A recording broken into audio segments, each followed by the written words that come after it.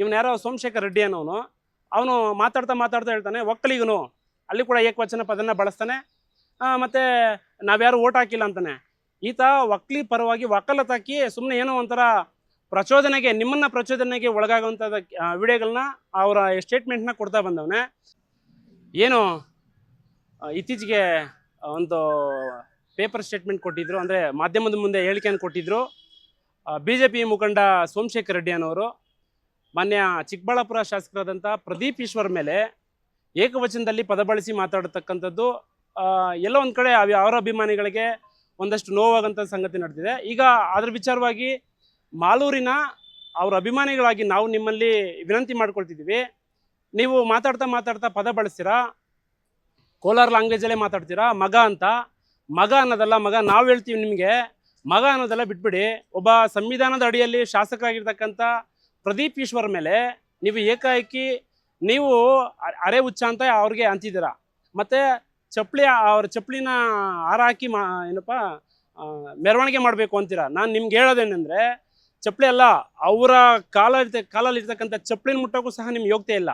ಅಂಥದ್ರಲ್ಲಿ ನೀವು ಒಬ್ಬ ಶಾಸಕರನ್ನ ಹೃದಯ ರೋಗ ಮತ್ತು ಹೃದಯ ಶಸ್ತ್ರಚಿಕಿತ್ಸೆ, ವ್ಯಾಸ್ಕುಲರ್ ಶಸ್ತ್ರಚಿಕಿತ್ಸೆ, ಸಮಗ್ರ ಹೃದಯ ಆರೈಕೆ ಸೇವೆಗಳಿಗಾಗಿ ನಿಮ್ಮ ವಿಶ್ವಾಸಾರ್ಹ RL Jalappa Narayana heart centre, STUMC campus, Tamaka, Kolar.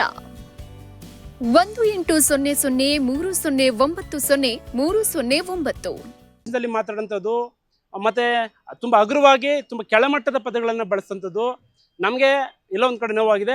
ಹಾಗಾಗಿ ನಿಮಗೆ ಎಚ್ಚರಿಕೆಯನ್ನು ಕೊಡ್ತಿದ್ದೀನಿ. ಮಿಸ್ಟರ್ ಸೋಮಶೇಖರ್ ರೆಡ್ಡಿ, ನಿಮ್ಮ ಲ್ಯಾಂಗ್ವೇಜಲ್ಲಿ ನೀವು ಮಾತಾಡ್ತೀರಾ, ನಾವು ಮಾಲೂರ ಭಾಷೆಯಲ್ಲಿ ನಾವು ಮಾತಾಡ್ತೀರಿ. ಮಗ ಹಂಗೆಲ್ಲ ಮಾತಾಡೋದು ನಮ್ಗಿನ್ನೂ ಹೆಚ್ಚಾಗಿ ಮಾತಾಡೋದಕ್ಕೆ ಬರುತ್ತೆ. ಮಾಲೂರಲ್ಲಿ ಡೈಲಾಗ್ ಹೊಡೆದಲ್ಲಿ ಫೇಮಸ್ ಇದ್ದೀವಿ ನಾವು ಕೂಡ.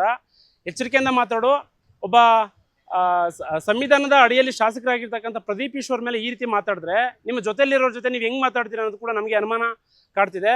ದಯವಿಟ್ಟು ತಮ್ಮಲ್ಲಿ ವಿನಂತಿಸ್ಕೊಳ್ತಾ ಇದ್ದೀನಿ, ಮುಂದಿನ ದಿನಗಳಲ್ಲಿ ಇದೇ ರೀತಿ ಏನಾದರೂ ನೀವು ಒಂಥರ ಏಕವಚನ ಪದ ಬಳಸಿ ಮಾತಾಡೋಂಥದ್ದು ಮತ್ತು ಕೆಲವು ಕೆಟ್ಟ ಪದಗಳನ್ನು ಬಳಸಿ ಮಾತಾಡೋಂಥದ್ದು ಇವತ್ತೇನಾಗಿದೆ, ಸಾಮಾಜಿಕ ಜಾಲತಾಣ ಅಂತಂದರೆ ಎಲ್ರಿಗೂ ಒಂಥರ ಕೈಗೊಂಬೆ ಆಗ್ಬಿಟ್ಟಿದೆ.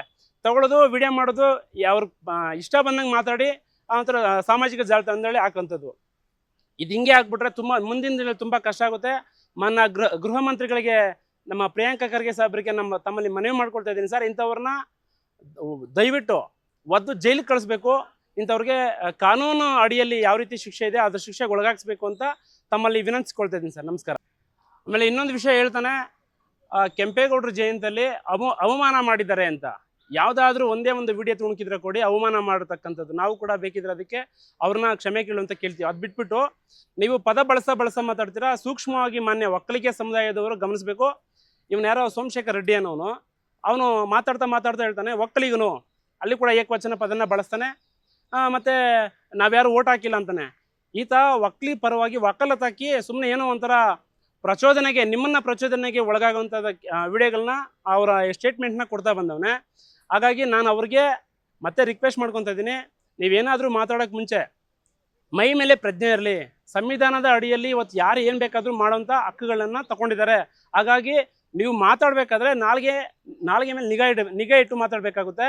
ಮುಂದಿನ ದಿನಗಳಲ್ಲಿ ಇದೇ ರೀತಿ ಏನದು ನೀವು ಮಾತಾಡ್ತಾ ಹೇಳ್ತೀರಿ ಮಗ ಅಂತ, ಲೇ ಮಗ, ನಮ್ಮ ಮಾಲೂರಲ್ಲಿ ಹೇಳ್ತೀನಿ ನೋಡಿ, ಕೇಳಿಸ್ಕೊಳ್ಳೋ ಮಗ ಸೋಮಶೇಖರ್ ರೆಡ್ಡಿ, ಇದು ಇವತ್ತಿಗೆ ಕೊನೆ ಆಗಬೇಕು. ನೀನು ಬಹಿರಂಗವಾಗಿ ಬಂದು ಪ್ರದೀಪ್ ಈಶ್ವರ್ ಹತ್ರ ಕ್ಷಮೆಯನ್ನು ಕೇಳಬೇಕು. ಇಲ್ಲ ಅಂತಂದರೆ ನಾವು ಕಾನೂನು ರೀತಿ ಹೋರಾಟ ಮಾಡಬೇಕಾಗುತ್ತೆ.